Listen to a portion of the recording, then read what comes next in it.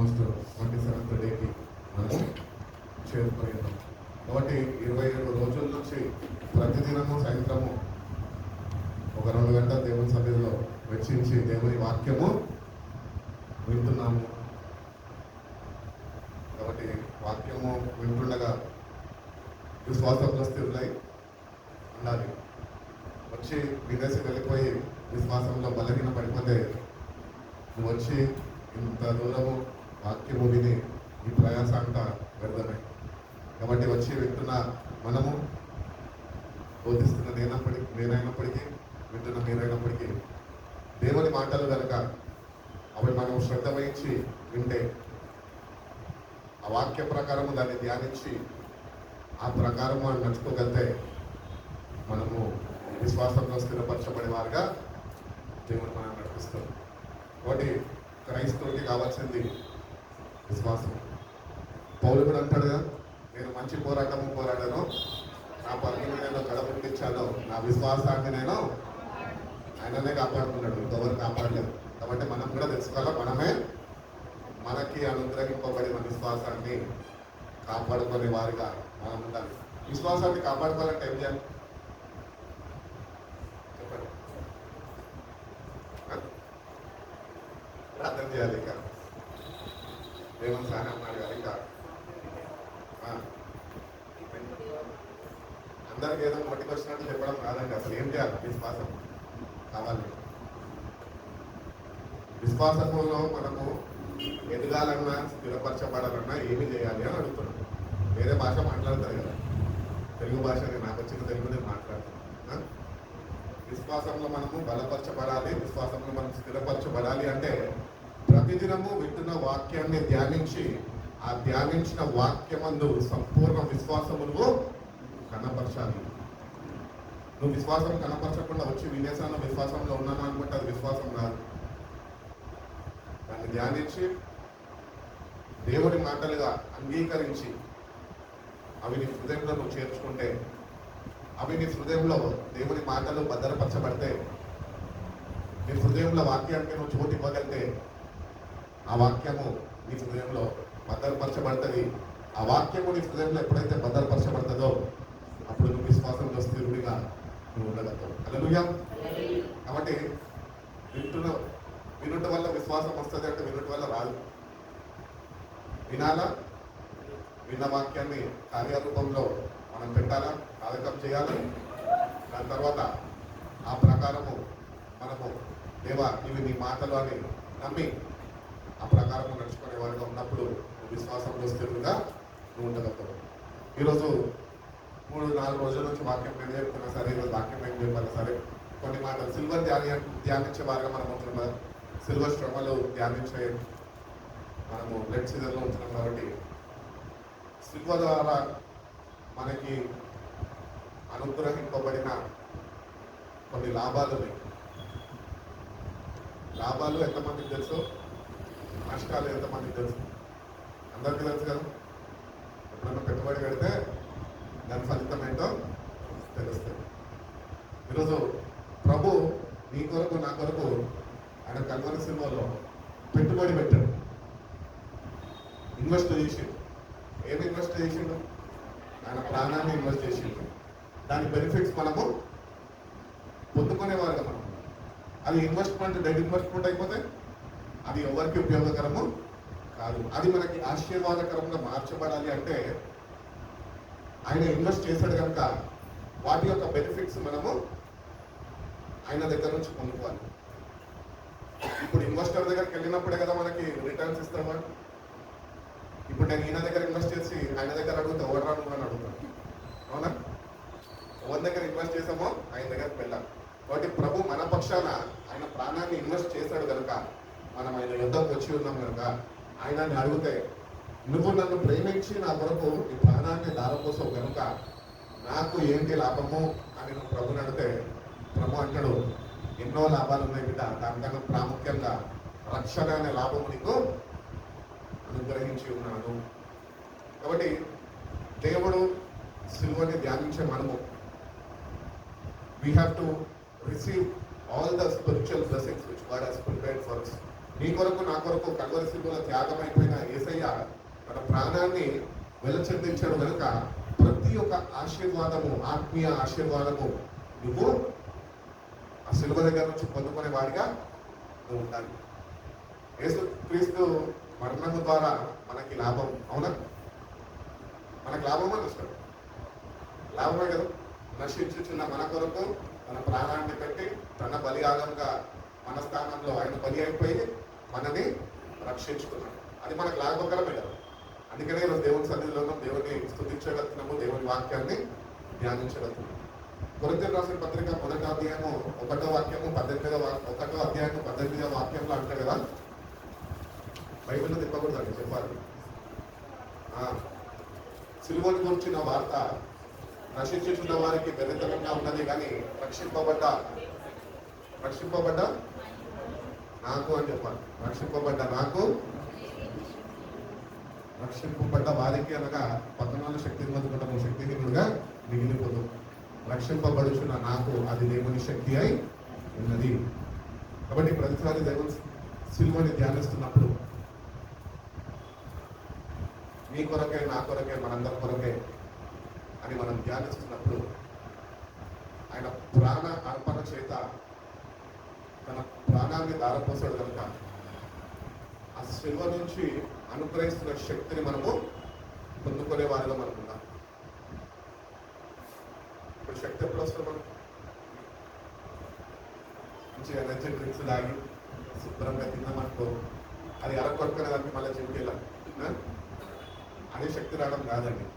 క్రైస్తవుడికి ఆత్మీయ పోరాటంలో వాడు సిలువని ఆశ్రయించినప్పుడల్లా, దేవుని యొక్క సహాయం వాడు కోరుకున్నప్పుడల్లా, ఆ సిలువ యొద్దకు వెళ్ళి ఆయన చేసిన త్యాగాన్ని తలపోసుకుంటూ కన్నీళ్లు నివ్వగలిగితే దేవుడు అనుగ్రహించే శక్తిని నువ్వు పొందుకోగలవు. You have to come to the cross with a true repentant heart. నిజమైన పశ్చాత్తాప హృదయంతో శిలువ దగ్గరికి రావాలి. అప్పుడే నీకు దానిలో ఉన్న లాభాలన్నీ దేవుడు అనుగ్రహించగలుగుతాడు. కాబట్టి ఏదో క్రైస్తవులం కదా, యేసయ్య నిజమైన దేవుడు అని తెలుసుకున్నాం కదా, వచ్చాం కదా, బాప్తిజం తీసుకున్నాం కదా, శిల్ప గురించి 4 మాటలు చెప్తారు, రాకపోతే గుడ్ ఫ్రైడే రోజు 7 మాటలు చెప్తారు, నిన్నే వెళ్ళిపోదాము, సంవత్సరానికి సరిపెట్టుకుందాం అంటే కాదు. దేవుని బిడ్డలు ప్రతిదినము తను చేసిన త్యాగాన్ని తలపోసుకుంటూ ప్రతిదినంకి కావలసిన ఆత్మీయ శక్తిని వాళ్ళు ఆ శిలువ యొద్ద నుంచి వ్యక్తిగతంగా పొందుకోవాలి. ప్రార్థన చేయించుకుంటే మీకు ఇవ్వబడే శక్తి వ్యక్తిగతంగా మనకి ఇష్టపూర్వకంగా దేవుని సన్నిధిలో మోకరించి, ప్రభువా ఈ శక్తి నాకు కావాలి, రక్షింపబడుచున్న నేను, విశ్వసించుచున్న నేను, నీ వైపు చూస్తున్నాను, నీ బిడ్డగా జీవిస్తున్నా నేను, శక్తిని పొందుకొని నీ శక్తిని నాకు అనుగ్రహించు అని ఒక కుమారుడు ఒక తండ్రిని, డాడీ నాకు ఇస్తావా సస్తావా అంటాడు. అట్లనే ప్రభు దగ్గరికి, ప్రభు బిడ్డలుగా మనం ఆయన యుద్ధకు వచ్చినప్పుడు ఈ శక్తి నాకు కావాలి ప్రభు అని ధైర్యంగా అడిగి ఆ శక్తితో నింపబడే వారిగా మనం ఉండాలి అని దేవుడు కోరుకుంటున్నాడు. దేవుడు తన పిల్లల్ని ఎప్పుడు బలపరచడానికే ఇష్టపడతాడు. మనం బలహీనులుగా ఉండడం అనే చిత్తం కాదు, మనము బలవంతులుగా ఉండడము దేవుని చిత్తం. మనంతటా మనము బలవంతులుగా ఉండలేము, కానీ దేవుని శక్తిని, సిల్వని ఆశ్రయించినప్పుడు ఆయన అనుగ్రహిస్తున్న శక్తిని బట్టి మనం బలవంతులుగా మార్చబడతాము. ఆత్మీయ పోరాటంలో మనం గెలుపుని, విజయాన్ని మనము చూడగలుగుతాం. కాబట్టి దేవుడు అనుగ్రహిస్తున్న లాభాలు కొన్ని మాటలు చెప్తాను, కొన్ని మాటలైనా ఇంకా చెప్పాలంటే చాలా మాటలు ఉన్నాయి బైబిల్లో దేవుని గురించి, కానీ కొన్ని మాటలు మనం జ్ఞాపకం చేసుకున్నామండి. మొట్టమొదటి లాభం ఏంటి అంటే, the death of Jesus on the cross cleanses from the since. మన ప్రతి ఒక్క పాపం నుంచి మనకి విడుదల కలగజేస్తుంది. అంటే విడుదల కలగజేస్తుంది అంటే ప్రతిసారి వచ్చినప్పుడు ప్రభా నన్ను విడిపించుకొని వెళ్ళి మళ్ళీ పాపంలో పడడం కాదు. యథార్థ హృదయంతో వచ్చి, ప్రభా నేను పాపి, నేను ఒప్పుకొని నేను చేసిన ప్రతి ఒక్క పాపమునైనా నీ ఎదుట నేను ఒప్పుకుంటుండగా నువ్వు కార్చిన రక్తం చేత నా ప్రతి ఒక్క పాపాన్ని నువ్వు కడుగు ప్రభు అని నువ్వు దేవుడిని అడగాలి. మత్తయి సువార్త 26వ అధ్యాయము 28వ వాక్యం త్వరగా వెళ్దాం. మత్తయి సువార్త 26వ అధ్యాయము, ఇది నా రక్తము అనగా పాప క్షమాపణ నిమిత్తము అనేకుల కొరకు చిందింపబడిన నిబంధన రక్తము చాలండి. This is the blood of the covenant which is poured out for many for the forgiveness of our sins. మన పాపాల నిమిత్తము ఎందరైతే ఆయన యందు విశ్వసిస్తారో, విశ్వాసంతో తన పాపాలు కడుక్కోవడానికి ఆయన యుద్ధకు వస్తారో వాళ్ళనంట ఆయన కార్చిన రక్తము పాపాల నుంచి విడుదల కలుగు చేస్తున్నారు. నీ పాపాలు ఈరోజు కడగబడాలన్నా నీకు కావాల్సింది దేవుని యందు విశ్వాసము. ఆ విశ్వాసముతో వచ్చి యథార్థ హృదయాన్ని కనపరిచి ప్రతి ఒక్క పాపం నేను ఒప్పుకుంటే ఆ రక్తంలో దాగి ఉన్న శక్తి ఏంటి తెలుసా? నువ్వు ఏ పాపంలో ఉండొచ్చు, ఎంత పెద్ద పాపాలన్నా ఉండొచ్చు, ఆ పాపం నుంచి నిన్ను విడిపించే శక్తిని ఆ రక్తంలో దాగి ఉన్నది. కాబట్టి దేవుని బిడ్డలుగా, దేవుని పిల్లలుగా ఏ దినంకి ఆ దినము మనం ఏదో ఒక పాపము, మానవులం కదా, మనుషులమే, తలంపు ద్వారా, చూపు ద్వారా, క్రియ ద్వారా, మాట ద్వారా మనము పాపము ప్రతిదినము చేస్తున్నాం. అందుకని ప్రభు అన్నాడు, నీతిమంతుడు అంటూ ఒక్కడు లేడు, అందరూ భేదమేం లేదు, అందరూ పాపము చేసి దేవుని అనుగ్రహిస్తున్న మహిమను పోగొట్టుకున్నారు. కాబట్టి ప్రతిదినము ఈ భూమి మీద జీవించినంత కాలము ఏదో ఒక పాపానికి సేవకుడైనా, అభిషక్తులైనా, మనుషులు ఎవరన్నా కానీ వాళ్ళు ఏదో ఒక పాపానికి ఆకర్షింపబడుతూ ఉంటారు. పాపము అంత బలమైనది, అది నిన్ను మరణానికి అప్పగిస్తుంది. దేవుని శక్తి అతి బలమైనది, అది నిన్ను పాపం నుంచి విడిపిస్తుంది. హల్లెలూయా. కాబట్టి దేవుని దగ్గరికి వస్తున్నప్పుడు మేక్ ష్యూర్ నీ పాపాలు కడగబడుతుంది. నిశ్చయత కలిగి ఉండు. ఆయన యుద్ధకు వస్తున్నావు కదా, ఏదో వస్తున్నాను తూచా మంత్రం చెప్పేసి ప్రభా నేను పాపం చేశాను, నాకు క్షమించు అని తూచా మంత్రం చెప్పేసి వెళ్ళిపోతే నీ పాపాలు అట్లనే మూట కట్టబడతాయి. నీ పాపాలు ఆయన దగ్గరకు వస్తున్నప్పుడు ఆయన శక్తితో కూడిన రక్తంతో కడగబడినప్పుడు ఆ పాప విడుదల అనేది నీకు అనుగ్రహింపబడతాడు. అందుకనే వాక్యంలో చెప్తున్నాడు, ఇది నా రక్తము, నా నిబంధన రక్తము, అనేకుల కొరకు వాళ్ళ పాపాల నిమిత్తము నేను చిందించబడిన రక్తము అంటున్నాడు. అనేకుల కొరకు. అనేకులు ఎవరు? ఆయన ఎంతో విశ్వసించిన వారు. మనమే అంటే మనలో విశ్వాసం లేకపోతే మనం కాదు. కాబట్టి ఆయన ఎంతో విశ్వసించిన వారు మాత్రమే. అందుకనే దేవుని యందు సంపూర్ణ విశ్వాసం మనము కలిగి జీవించాలి. ప్రతిదినము మన విశ్వాసం నిమిత్తము మనం ప్రార్థన చేసుకునే వారిని మనం ఉండాలి. పేరుకైతే లోకంలో క్రైస్తవులము, లేకపోతే విశ్వాసులము అని పిలువబడుతున్నాం, కానీ విశ్వాసము లేని వారుగా మనం ఉంటున్నామని దేవుడికి బాగా తెలుసు.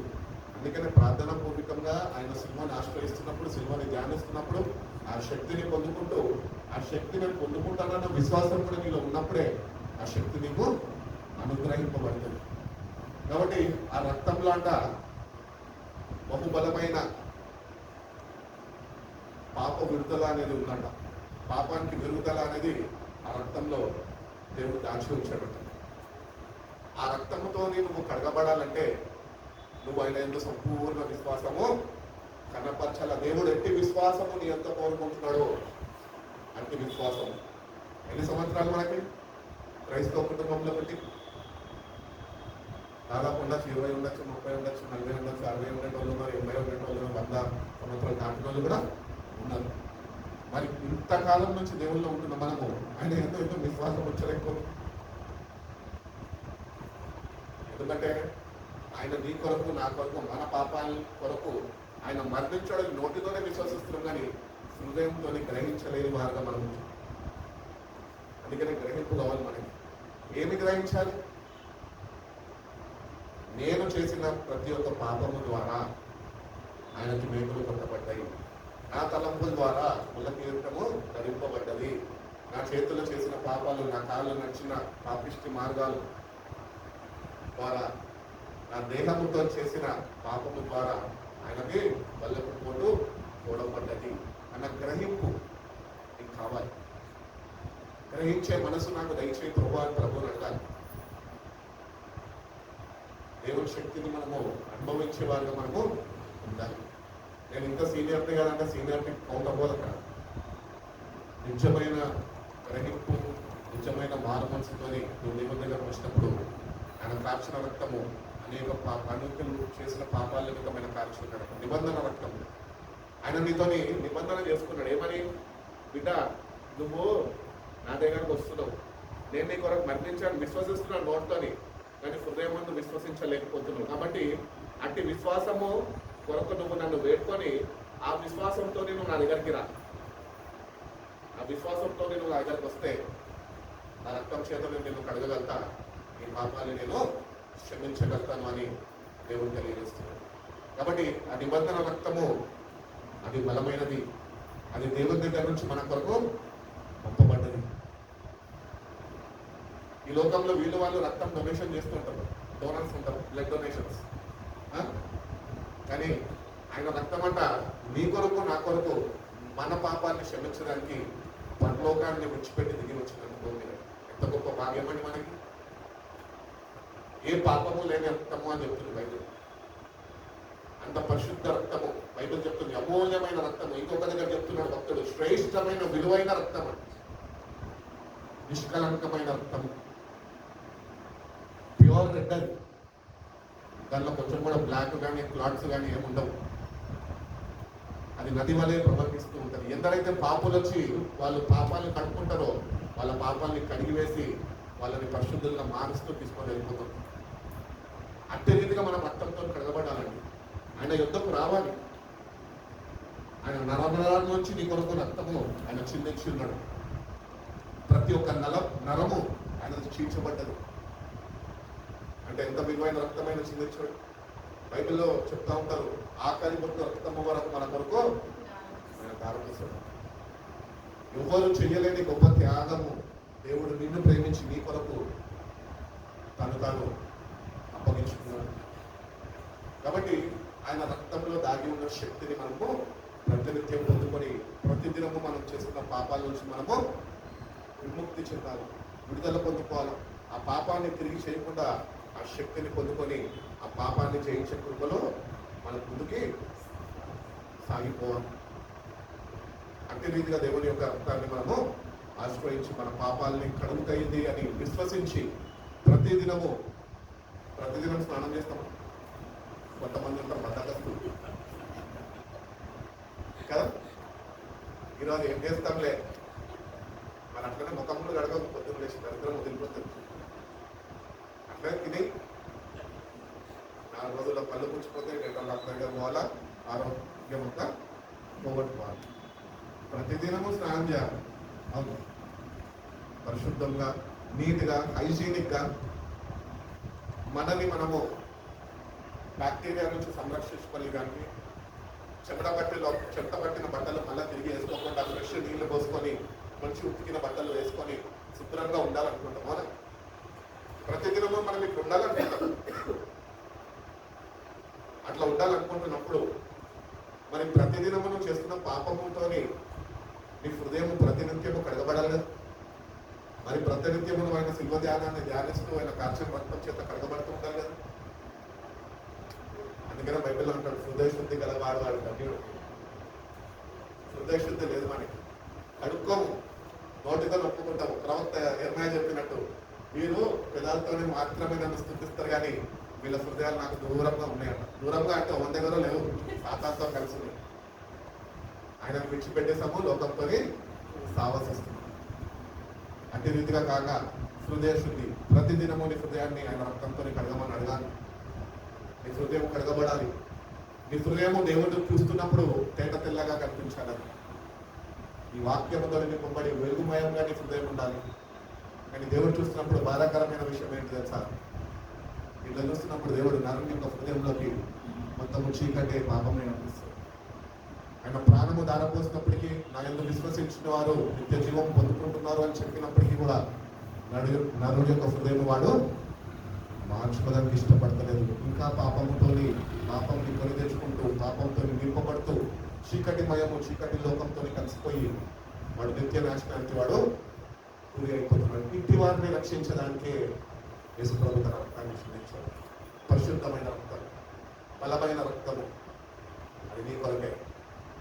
నేను వచ్చినందుకు నిజంగా విశ్వాసాన్ని కనపరిచి నీ పాపాన్ని యథార్థ హృదయంతో ఒప్పుకుంటే కనుక ఆ రక్తం నేను ప్రతి ఒక్క పాపం నుంచి అది నిన్ను కడిగి వేసి నీకు విడుదల కలుగజేస్తుంది. పేతురు రాసిన మొదటి పత్రిక 2:24 వాక్యం.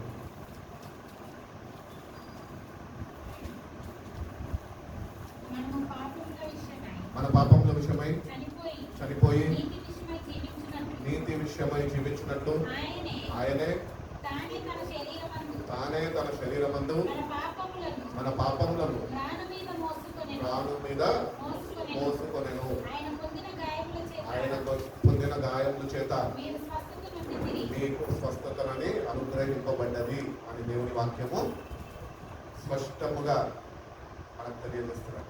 కాబట్టి ఈ వాక్యాన్ని చదువుకున్న మనము ఈ వాక్యముతో ఏం చేయాలి? We have to put faith in this word of God.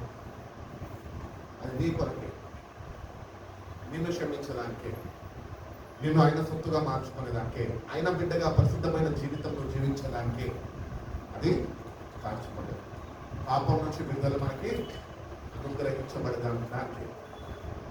కాబట్టి పాపం నుంచి ప్రతి ఒక్క దేవుని బిడ్డ పాపంలో కొట్టుమిట్టాడుతాడు, ఆటోడు కాదు. కానీ కొట్టుమిట్టాడుతున్న క్రైస్తవుడు దేవుని బిడ్డ, దేవుని అంగీకరించిన వాడు ఆ పాపం నుంచి విడుదల పొందుకొని పరిశుద్ధమైన మార్గంలో వాడు ఎన్నుకొని దాన్ని నడుచుకునే వాడిగా వాడు ఉండాలి అని దేవుడు తెలియజేస్తాడు. కాబట్టి ఆయన రక్తంలో నీకు పాప క్షమాపణ ఉన్నది. పాపాలను క్షమించబడాలంటే నువ్వు యథార్థ హృదయంతో నిజమైన మారు మనసుతోని విశ్వాసాన్ని కనపరుస్తూ, ప్రభువా నువ్వు నా కొరకే కదా ఈ రక్తాన్ని కాల్చావు, నన్ను విడుదల చేయడానికే కదా, నీ రక్తం నన్ను కడుగుతుంది కదా, నీ గాయాలు నన్ను స్వస్థపరుస్తాయి కదా ప్రభువా. ఇప్పటి వరకు నా హృదయం గాయపరచబడి ఉన్నది, చేసిన పాపాల నిమిత్తము నా హృదయము బాగా గాయపరచబడ్డది. ఎవరో గాయపరచక్కర్లేదు, మన పాపాలే మన హృదయాన్ని గాయపరిచి మనల్ని వెంటాడుతూ ఉంటాయి. అందుకనే దేవుని రక్తాన్ని మనము ఎప్పటికప్పుడు ఆశ్రయిస్తూ ఆ శక్తిని మనము పొందుకునే వారిగా మనము ఉండాలి అని దేవుడు తెలియజేస్తాడు. సో మొట్టమొదటిగా సిలువ నుంచి మనకు లభింపబడిన లాభాలు అనగా ఫస్ట్ది మన పాపాల నుంచి మనకి విడుదల కలుగజేస్తాడు. రెండోది the death of Jesus Christ on the cross delivers us from the God's wrath. దేవుడు రాబోయే ఉగ్రత నుంచి అది నిన్ను తప్పిస్తాడు. సిలువని ఆశ్రయించబడిన ప్రతి ఒక్కరు విశ్వాసము, నిజమైన మారుమనసు కలిగి ఉన్న వారందరూ దేవుని యొక్క ఉగ్రత నుంచి తప్పించబడతారు అని దేవుని వాక్యం తెలుస్తుంది. రోమీయులకు రాసిన పత్రిక 5వ అధ్యాయము 9వ వాక్యం చదువుతున్నాను. 5వ అధ్యాయము 9వ వాక్యం. కాబట్టి ఆయన రక్తము వలన ఇప్పుడు నీతిమంతులుగా తీర్చబడి మరింత నిశ్చయముగా ఆయన ద్వారా ఉగ్రత నుంచి, ఎవరి ద్వారా? దేవుని ద్వారా కాదు, ఆయన కార్చిన రక్తము ద్వారా. దేవుడు నిన్ను నన్ను ప్రేమించి తన కుమారుడిని మన కొరకు పంపి ఉన్నాడు. కాబట్టి ఆయన రక్తము ద్వారా నువ్వు ఆశ్రయించినప్పుడు, విశ్వసించినప్పుడు, ఆయన బలియాగము ద్వారా ఆయన యందు నువ్వు సంపూర్ణ విశ్వాసము కలిగి ఉన్నావు కనుక రాబోయే దేవుని యొక్క ఉగ్రత నుంచి అది నిన్ను రక్షిస్తుంది. రక్తాన్ని ఆశ్రయించు అని సేవకులు చెప్తుంటారు. ఎందుకు చెప్తారు? ఆ రక్తంలో దాగి ఉన్న బలము అది నిన్ను రాబోయే ఉగ్రత నుంచి తప్పిస్తుందంట. ఇది రెండో లాభం. మూడో లాభం చూద్దామండి. The death of Jesus on the cross God redeems and forgives us. కొలస్సీయులకు రాసిన పత్రిక 1వ అధ్యాయము 14వ వాక్యం.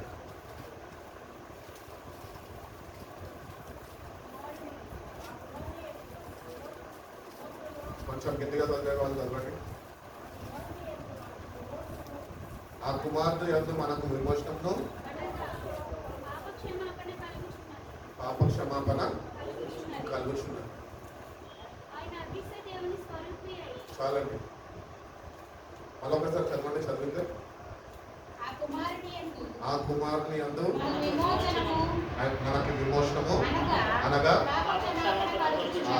నువ్వు ఆయన కుమారుడు యందు విశ్వసించి నువ్వు ఆయన ఆశ్రయిస్తే ఆయన నిన్ను కార్య రక్తం చేత నిన్ను ఏం చేస్తాడంట? విమోచిస్తాడంట.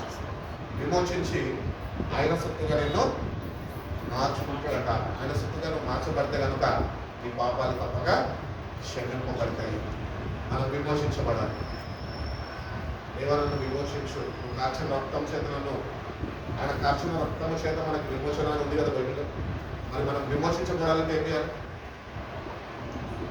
ఆయన ఆశ్రయిస్తే సరిపోతుందా? ఆయన వాక్యము చెప్పిన రీతిగా ఆ వాక్యమందు సంపూర్ణ విశ్వాసం మనము కనపరచాలి. ఆ విశ్వాసం దేవుడు నీలో చూడాలి. అవును, నా కుమారుడు నిత్యంగా విమోచించబడతాను అని నమ్మే నా దగ్గరకు వచ్చాడు. నా దగ్గరకు వచ్చాడు కనుక ఇంత ఆసక్తితోని నేను వాడిని విమోచిస్తాను. విమోచించబడగానే సెకండ్ బెనిఫిట్ ఏంటి తెలుసా? ఈ పాపాలు క్షమించబడతాయి. కాబట్టి దేవుడి విశ్వాసాన్ని తీస్తుంది. విశ్వాసంతో ఆయన వెళ్తాడు. విశ్వాసం దగ్గరకు వస్తే ఆయన నిన్ను విమోచించే దేవుడై ఉన్నాడు. ఆయన కాచిన రక్తం చేత మనని విమోచిస్తాడు. నాలుగోదిగా మనం చూసినట్లయితే యేసుక్రీస్తు బలియాగం ద్వారా, రక్తము ద్వారా సాతాను యొక్క శక్తుల నుంచి మనకి విడుదల అనేది దేవుడు అనుగ్రహిస్తాడు. వాక్యం చూసుకుని కొలసీలకు రాసిన పత్రిక 2వ అధ్యాయం 14-15. అపరాధం వలన మీరు మృతులై ఉండగా దేవుడు వ్రాతపూర్వకమైన ఆజ్ఞలు వలన మన మీద రుణముగాను మనకు విరోధముగాను ఉండిన పత్రమును మేకులకు సిలువకు కొట్టి దాని మీద ఉంటున్న శిక్షని తుడిచివేసి మనకు అడ్డము లేకుండా దాన్ని ఎత్తివేసి మన అపరాధములన్నింటినీ క్షమించి ఆయనతో కూడా అట్లా ఎంత చక్కటి వాక్యం కదా. ఏం చేశాడంట దేవుడు?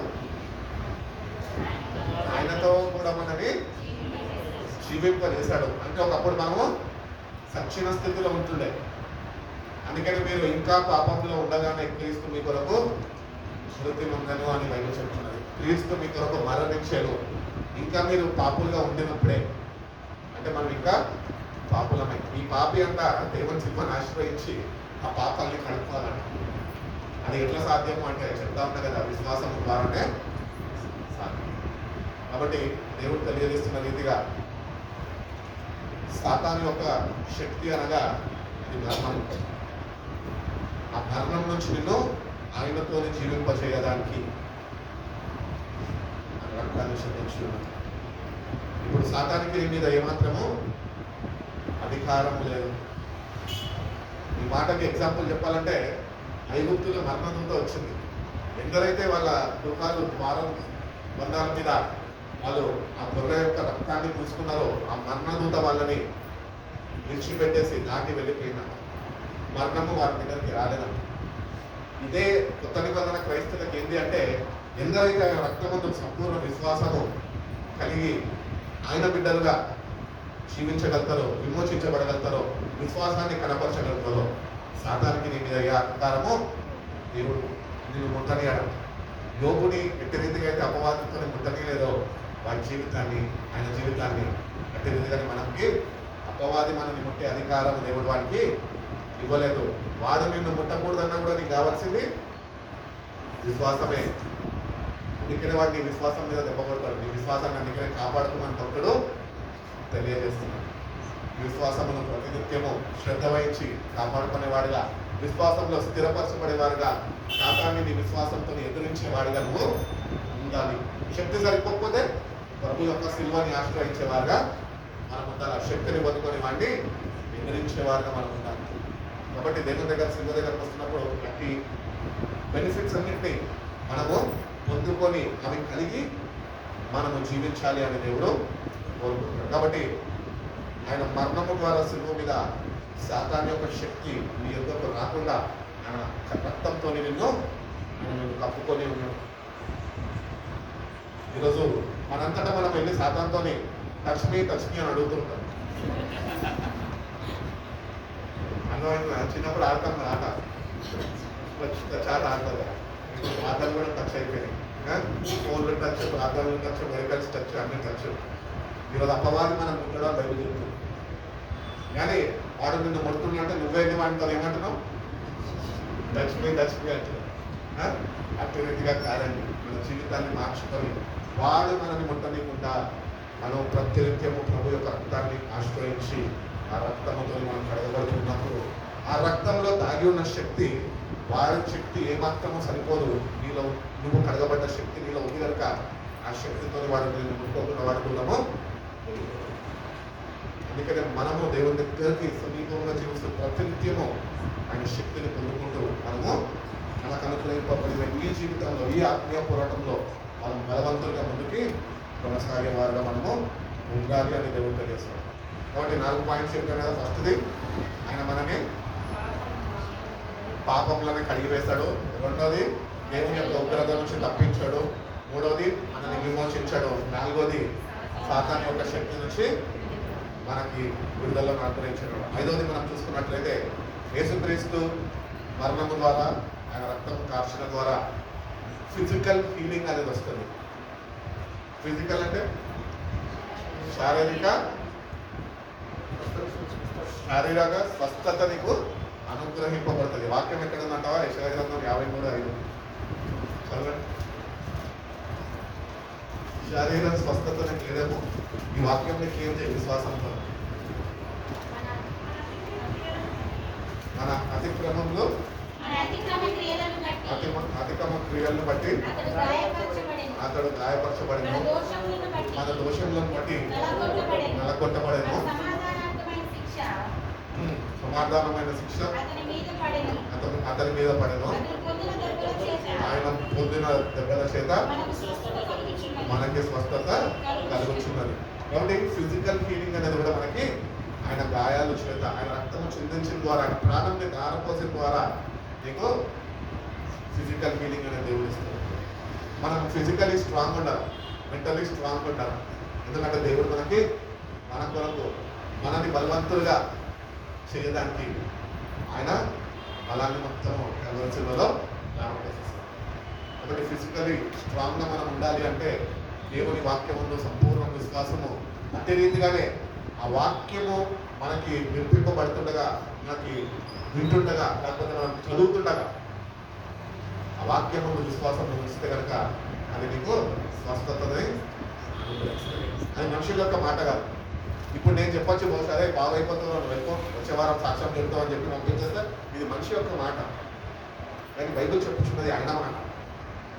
నా మాటకి వచ్చే ఆదివారంలో ఆయనకి ఒక సాక్ష్యం ఉండకపోవచ్చు, లేకపోతే బాగుపడకపోయి ఉండొచ్చు.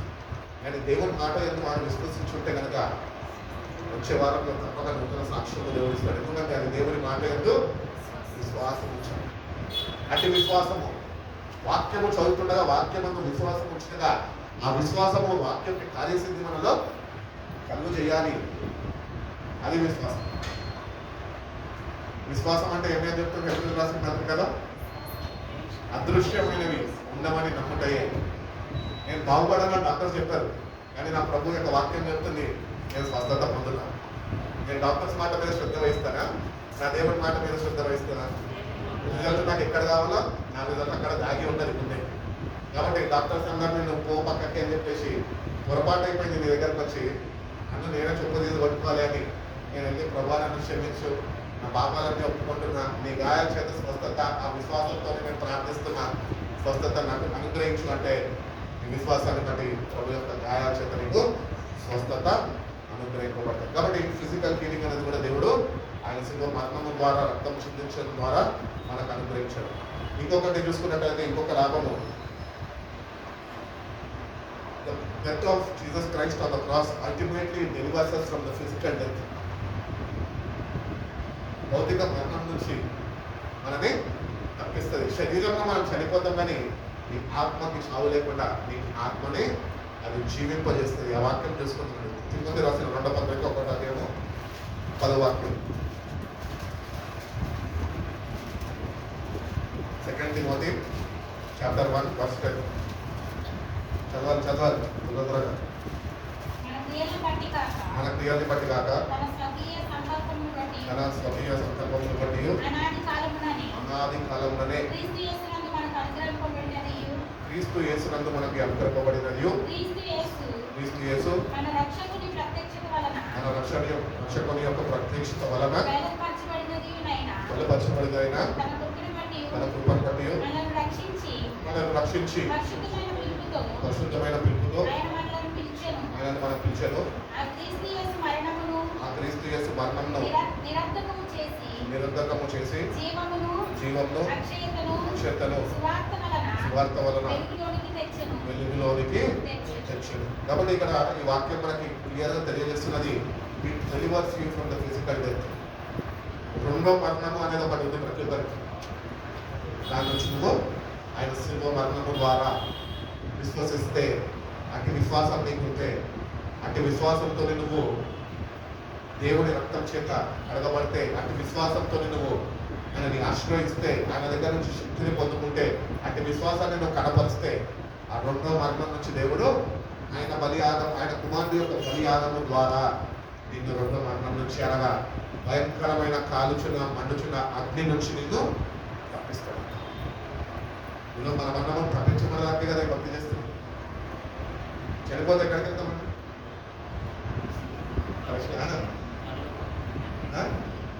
అందుకే మనలాంటి ప్రోత్సాహం చెప్తారు కానీ హృదయాలు నాకు దూరంగా ఉన్నాయండి. ప్రతి ఒక్క క్రైస్తవుడు అదే చెప్తారు. ఏం చెప్తారు? అబద్ధమే. అబద్ధము నుంచి బయటకు వచ్చేసా. నిజమైన మారు మనసు లేక, నిజమైన పాప క్షమాపణ పొందుకోక, నిజంగా దేవుని రక్తాన్ని ఆశ్రయించక, కలగబడక, శక్తి కలిగి జీవించక, ఆయన దగ్గర నుంచి శక్తి పొందుకోక, నేను చనిపోతే పరలోకం ఎక్కడంటే అంటే ఎక్కడికి వెళ్తావు కలిపిలేక నీకు తెలుస్తుంది. కాబట్టి జాగ్రత్త. దేవుడు నిన్ను నన్ను ఎంతగా ప్రేమించాడంటే తన ప్రాణం సైతం లెక్క చేయక ఆ భయంకరమైన అగ్ని నుంచి నిన్ను నన్ను తప్పించడానికి నువ్వు ఈ భూమి మీద కళ్ళు మూస్తే ఆయనతో యుగ యుగాలు పరలోక రాజ్యంలో కళ్ళు తెరుస్తావని ఆయన నీ స్థానంలో ఆయన మరణించున్నాడు. నరక యాత్ర, నరక యొక్క బాధలని ఆయన అనుభవించున్నాడు. ఎంతమందికి తెలుసు యేసు ప్రభు సిలువలో మరణించి ఆ దినంలో సమాధి చేయబడి ఆయన ఆత్మంట అది 3 దినాలు పాతాళంలోనికి వెళ్ళి పాతాళంలో వేదన మొత్తము అది మనుషుల కొరకు అనుభవించి పునరుద్ధాన దేవుని యొక్క శక్తితోని అది 3వ దినమందు తిరిగి లేచిందట. నరకము ఎంత భయంకరంగా మనకు తెలుసా? ఎంతమందికి తెలుసు నరకం భయంకరంగా? చాలా మంది అనుకుంటాము ఎందుకంటే ఎక్కడికంటే ఏమో దేవుని చిత్తం లేకుండా ఇవి దేవుని చిత్తం నరకంకి వెళ్ళడము కాదు. ఆయన ప్రాణం అందుకనే దారిపోయలేదండి. ఆ నరకం నుంచి నువ్వు తప్పించబడాలి. నరకం అనేది ఒకటి ఉన్నది, బయట చెప్పొచ్చున్నది. అక్కడ అగ్ని ఆరదు, పురుగు చావదు, అక్కడ మనుషులు పళ్ళు కొరుకుతానే ఉంటారు. అగ్ని ఆరదు. ఎంతమందికి తెలుసు అగ్ని ఆరదని? విశ్వసిస్తున్నారా? నువ్వు విశ్వసించినా విశ్వసించకపోయినా నువ్వు కానీ మారు మనసు చెందకపోతే తప్పక అగ్ని ఒక రోజు కాల్చి వేస్తుంది. సరే, ఫస్ట్ పార్ట్ అగ్ని, సెకండ్ పార్ట్ పురుగు. పురుగులు ఎంతమంది తెలుసు? ఒక జంతువు కానీ రోడ్డు మీద చనిపోతే జిహెచ్ఎంసీ వారు కానీ అది చుట్టుపక్కల ఉన్నవారు ఎవరు అది పట్టించుకోకపోతే ఒక 3 దినాలైనాక దానికి పురుగులు పడతాయి. ఎందుకు పడతాయి పురుగులు? కుళ్ళిపోతూ ఉంటుంది, బాడీ డీకే అయిపోతూ ఉంటుంది. ఈ పనికిరాని ఈగలు ఉంటాయి చూడు, కుక్క మీద తిరుగుతూ ఉంటాయి. అవి వచ్చి దాని శరీరం మీద గుడ్లు వదులుతాయి. ఆ గుడ్లు ఆ కుక్కలో ఉన్న వేడి, అది చనిపోయింది కనుక దానిలో ఉన్న ఆర్గన్స్ అన్ని ఎక్స్ప్లోడ్ అయ్యి అది పగులుతాయి. పగిలినప్పుడు దాని రక్తము, దాని అవయాలన్నీ బయట కనిపిస్తున్నప్పుడు ఈగలని గుడ్లు వేసినప్పుడు ఆ వేడితోని ఆ పురుగులు గుడ్లు పగిలి అవి పురుగుల్లాగా తయారయ్యాయి. ఎందుకు ఇంత స్పష్టంగా చెప్తున్నా కదా? నరకంలో పురుగుల గురించి చెప్తున్నాడు దేవుడు. నరకంలో పురుగుల యొక్క భయంకరమైన వేదన బాధ ఏంటి తెలుసా? బోనస్గా ఒక్క పురుగు రాదంట, మొదటిగా 2 వస్తాయి. నువ్వు నరకంలో వెళ్ళగానే ఫస్ట్ అగ్ని మీద కలుస్తుంది, వెంటనే నీ శరీరం మీద నీ ఆత్మ మీద పురుగు పాకుతుంటుంది. అవి 2 పురుగులు చెత్త. నీకు అర్థమయ్యేటట్టు చెప్తాను. చెత్త చిచ్చి పురుగు పురుగు చిచ్చి అని ఇట్లా దోసేది అనుకో, అది ఏం లేదు, సింపుల్గా 4 అవుతుంది. 4 ముందు వస్తే 8 అవుతుంది, 8 వస్తే 16 అవుతుంది అట. అట్లా పురుగుల భయంతో నువ్వు పీడిపబడుతూనే ఉంటావు అండి. ఎన్ని పురుగులు నువ్వు తొలగించుకోవాలనిపిస్తే అంత రెట్టింపు పురుగులు నిన్ను సీక్కు తింటూ ఉంటాడు. అంత భయంకరమైనది అగ్ని. దాని నుంచి నిన్ను తప్పించడానికి ప్రభు ప్రాణాన్ని మన దారిపోసింది. కాబట్టి మన నరకం అంటే ఏదో ఆషామాషి కాదు, అది నిత్యము అగ్ని సత్యం. అది ఎవడో వెళ్ళి చూసి వచ్చినాడు మళ్ళీ తిరిగి రాలేదు. దేవుడు వాక్యం సెలవిస్తున్న దేవుడు నరకము అపవాదికి వాని అంచర్లకి మాత్రమే చేసి ఉన్నాడంట, కానీ మనుషుల కొరకు అది సిద్ధపరచబడలేదు అని వాక్యము స్పష్టంగా మనకు బోధిస్తుంది. కాబట్టి స్పష్టంగా మనం తెలుసుకోవాలా, అట్టి ప్రకారము స్పష్టత కలిగి మనం జీవించాలి. ఎక్కడికి వెళ్తున్నాం? నిశ్చయత నీకున్నదా? పర్వతం వెళ్తారా? నిజంగా కడగబడ్డావా? నిజంగా ఆశ్రయిస్తున్నా? నిజంగా నరకం నుంచి నువ్వు తప్పించబడ్డావా ఈరోజు? ఎందుకంటే మరణం ఎప్పుడు సంభవిస్తుందో మనకి తెలియదు. నేను చాలాసార్లు చెప్తున్నా, కొత్తలు కాబట్టి చెప్తున్నా, మరణానికి మర్యాద ఉండదు. ఎప్పుడన్నా వస్తుంది, తాతతోని పిల్లలతో సహా మనవలతో సహా అవ్వడన్నా తీసుకోకపోతే. అందుకనే అది నీకు నీ జీవితంలో అది నీకు సంభవించకపోతే మార్గంస్పతి పిలుపు ఒక రక్తాన్ని ఆశ్రయించి కడుక్కొని భయంకరమైన నరకం నుంచి నువ్వు తప్పించబడాలి అని దేవుని వాక్యము తెలియజేస్తుంది. హెబ్రీ రాసిన పత్రిక 2వ అధ్యాయం 9వ వాక్యం చూడండి. అదే వాక్యం తెలియజేయండి.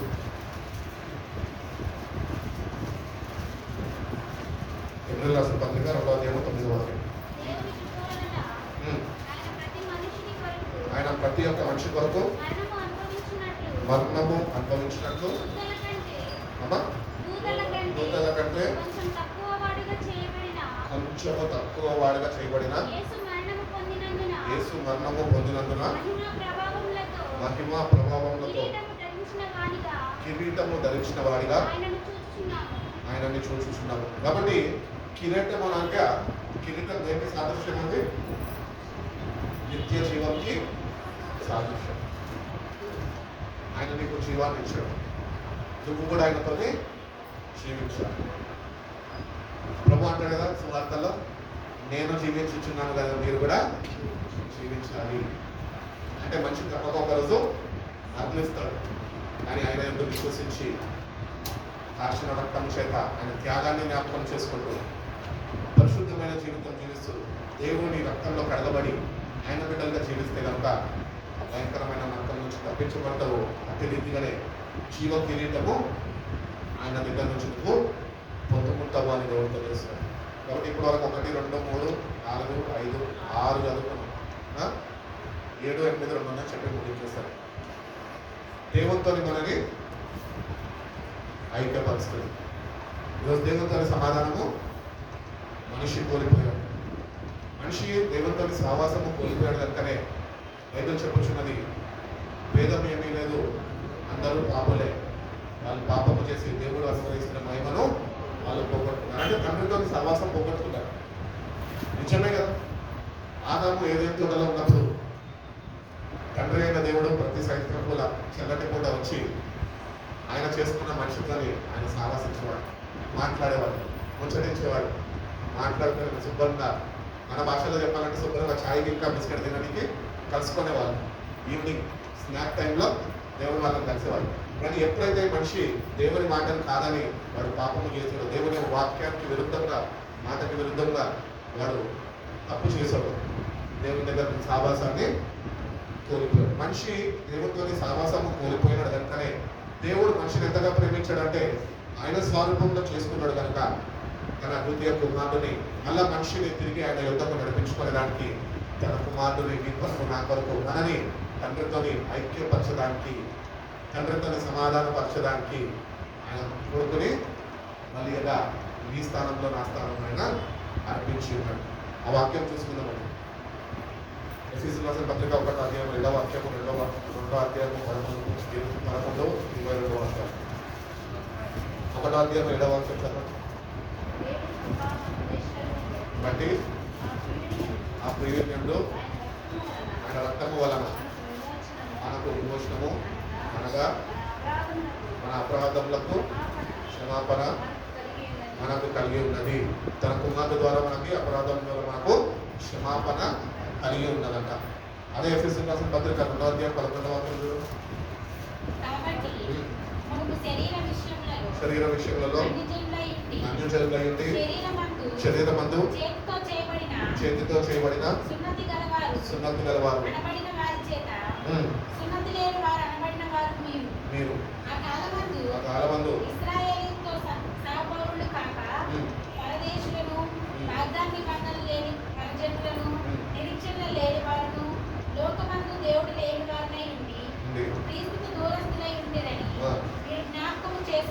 జ్ఞాపకం చేసుకోండి. అయినను దూరస్తులైన మీరు మునుపు దూరస్తులైన మీరు ఇప్పుడు క్రీస్తు యేసునందు క్రీస్తు రక్తము వలన అబ్బా ఇక్కడ స్పష్టంగా తెలియజేస్తున్నాడు. క్రీస్తు యేసు రక్తం వలన సమీపస్తులై ఉన్నారు. ఒకప్పుడు నరకానికి జోగాడుతున్న మనని అరే మీటింగ్ వెళ్ళిపోతున్నాడు. నీళ్ళల్లో మనం ఉంటున్నామంటూ మన జీవితం ఒక ప్రయాణం అనుకో, నీళ్ళ మీద పడకపోయినట్టు మనం వెళ్ళిపోతుంటే ఒకప్పుడు దూరస్తులు అంటే నరకానికి వెళ్ళిపోతున్నాం, చేరువ అయిపోతున్నాం. కానీ ప్రభు ఏం చేశాడంటే తన కుమారుడిని నిన్ను రక్షించుకోవడానికి బలిగా అర్పించి రక్తాన్ని చిందించి ఆ నరకం అనే నోటి దగ్గర నుంచి నిన్ను తీసుకుని వచ్చి మళ్ళా ఆయన కుమారుడులో నిన్ను ఆయన నిలబెట్టాడు. నిలబడ్డావు అని ఇక్కడగానే ఉన్నాను అనుకో, తోలంటుంటాడు కదా, నేను ఏదైతే గట్టిగా పట్టుకొని ఉన్నానో దాన్ని బట్టి నేను అక్షయించాను. కానీ నేను జాగ్రత్త వహిస్తాను, ఎక్కడ నేను పడిపోతానేమో అని జాగ్రత్త వహిస్తాను. మన జీవితంలో కూడా అంత రక్షణ పొందుకున్నామంటే సరిపోదు, అలా తిరిగి కొట్టుకుపోకుండా స్థిరులుగా దేవుడిలో దేవుని వాక్యంలో ఆయనను ఆశ్రయిస్తూ ఆయన రెక్కల మీద భద్రపరచబడుతూ మనం జీవిస్తేనే నువ్వు కాపాడబడగలుగుతావు అని దేవుడు తెలుసు. దేవుడు నిన్ను తండ్రితో సమాధాన పరుస్తుంది. అదే నువ్వు యేసయ్యను తెలుసుకొని బాప్తిజం తీసుకొని అదే రీతిగా మళ్ళీ కొట్టుకొని వెళ్ళిపోతుంటే తండ్రితో నీకు సమాధానము ఉండదు, సాతానుతో సమాధానం ఉండదు. ఎందుకంటే నువ్వు పాపంలోనే ఉన్నావు. పాపాన్ని విడిచిపెట్టిన వాడు తండ్రితోనే సమాధానపరచబడతాడు. ఎట్లా అంటే కేవలం ఆయన రక్తము ద్వారా. ఒకప్పుడు మీరు దూరస్తులు, కానీ ఆయన రక్తం ద్వారా మీరు ఇప్పుడు సమీపస్తులుగా మీరు ఉంటున్నారు అని దేవుని వాక్యం తెలుసు. కోసం రాసిన పత్రిక 1:13 ఆఖరి వాక్యం అంధకారం సంబంధమైన అధికారంలో నుండి విడుదల చేసి తను ప్రేమించిన తన కుమారుని యొక్క రాజ్య నివాసునిగా చేశాడు. ఆ కుమారుని యందు మనకు విమోచనము అనగా చాలండి. కాబట్టి విమోచనము పాపక్షమాపణ మనకి కలిగించింది. ఈ రెండు పొందుకుంటే తండ్రితోనే సమాధానం పరచబడతాం. తండ్రితోనే సమాధానం పరచబడాలి. మనం భక్తి చేస్తే సరిపోదు. తండ్రి అయిన దేవుడు నేను బట్టి క్రీస్తు నీ కొరకు నీ నిమిత్తం రక్తం కార్చాడు కాబట్టి తండ్రి నేను బట్టి సంతోషించేవాడుగా నీ జీవితము మార్చబడాలి అని దేవుని వాక్యము సెలవుస్తుంది. ఆఖరి లాభం ఒకటి చూసుకున్నామండి. అదేంటంటే the death of the Jesus on the cross gives us access to God. దేవునికి మొరపెట్టుకునే వారుగా దేవుని బిడ్డలుగా తీర్చిదిద్దబడి నీతిమంతులుగా జీవిస్తున్న మనము డైరెక్ట్ తండ్రి దేవాన్ని తండ్రితోని సంభాషణ ప్రారంభించి కుమారుడు నామంలో ముగించే ఒక శక్తిని అటువంటి ధన్యతను దేవుడు మనకి అనుగ్రహించాడు. ప్రార్థన చేస్తాం. ఏమని చేస్తాం? చాలా మంది ఎదగని వాళ్ళు ఆత్మీయంగా ప్రార్థనలు చేస్తారు. ఏమని ప్రార్థన చేస్తారు? ఏసయ్యా సండస్కొంటున్నా ప్రార్థన చేయండి. ఏసయ్యా నిజంగా చేయకూడదు అంటే నేను చేశాను. అదే ఆత్మీయతలు ఎదిగిన వాళ్ళు ఏమంటారు? ప్రార్థన చేస్తారు, దయగల ప్రభువ ఇవ్వగల తండ్రి అని ప్రార్థన చేస్తారు. ఈ సంబోధన ఎట్లుండాలంటే నువ్వు ఎట్లా సంబోధించాలంటే తండ్రిని కనపరిచేవాడు అని ప్రార్థన. తండ్రితోనే నీకు ఐక్యత ఉన్నప్పుడు నువ్వు తండ్రిని మొట్టమొదటిగా ఈ ప్రార్థనలో ఆయనను బట్టి కుమారుని బట్టి కుమారుని యొక్క బలియాగాన్ని ఆయనను బట్టి ఆయన అనుగ్రహించిన పరిశుద్ధాత్మతోనే అనుగ్రహింపబడగలరు. కాబట్టి తండ్రితోనే సమాధానము మనకి అనుగ్రహించడానికి వచ్చింది. ఎప్పుడైనా రాసిన పత్రిక అన్న వదిలేవాన్ని అవుతున్నారా?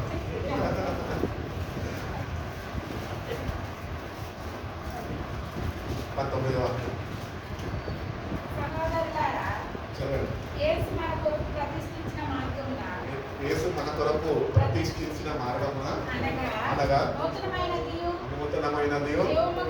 జీవం గలదియు ఆయన శరీరమును తెర ద్వారా ఏర్పరచబడిన మార్గమున ఆయన రక్తము వలన పరిశుద్ధ స్థలమునందు ప్రవేశించుటకు మనకు ధైర్యము కలిగి ఉన్నదని దేవుని ఇంటి పైన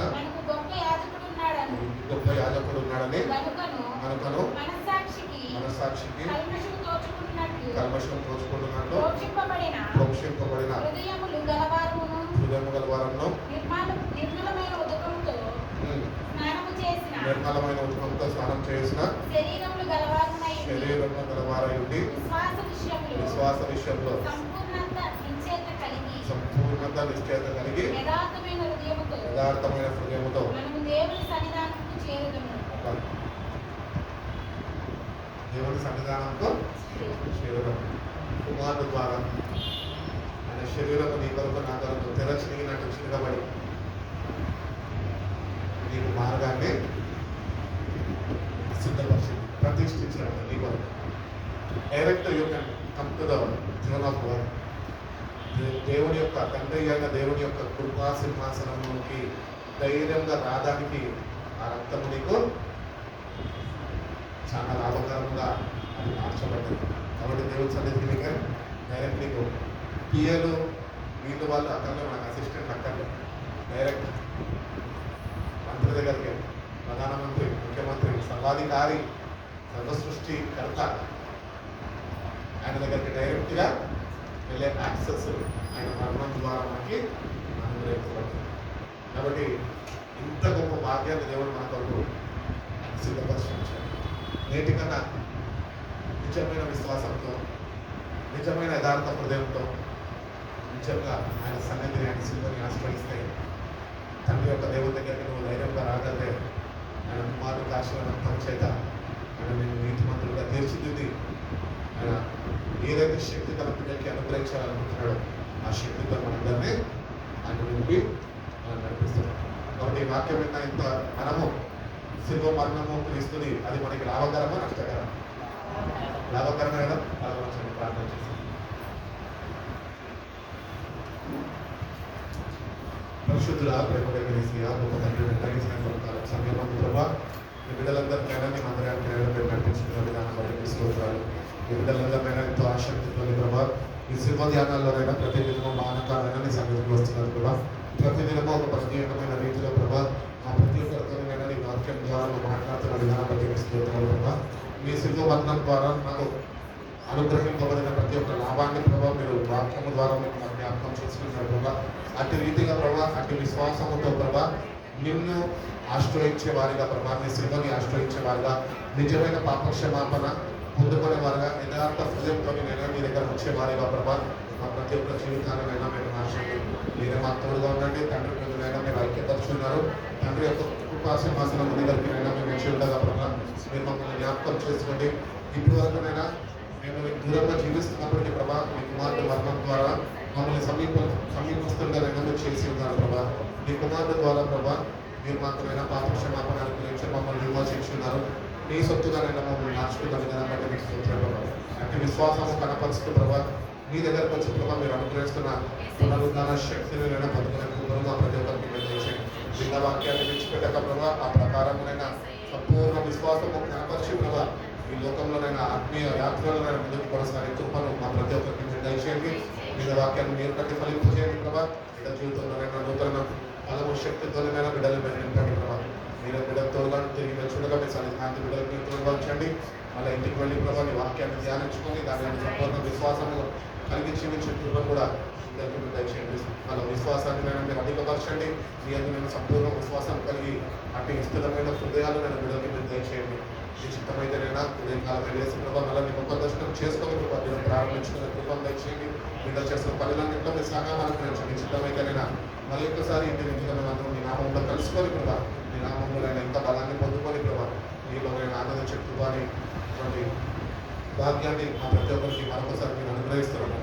బిడ్డలు తిరిగి వచ్చుకోవడం చదివిగా బిడ్డలు మీరు తోడుగా వచ్చి బలపరిచి నడిపిస్తున్నాను. మీ చేతులతో బిడ్డలు మీరు ఆశ్రయించి మీరు ఎక్కడైనా భద్రపరిచి కాచి కాపాడుకుంటున్నాం. మన యేసయ్య పరిశుద్ధ నామంలో ప్రార్థన కలిగి వేడుకుంటున్నాం. రక్తమే చేసి పూర్ణం చేసి భాష యేసయ్య పరిశుద్ధ నామంలో స్తుతి స్తోత్రం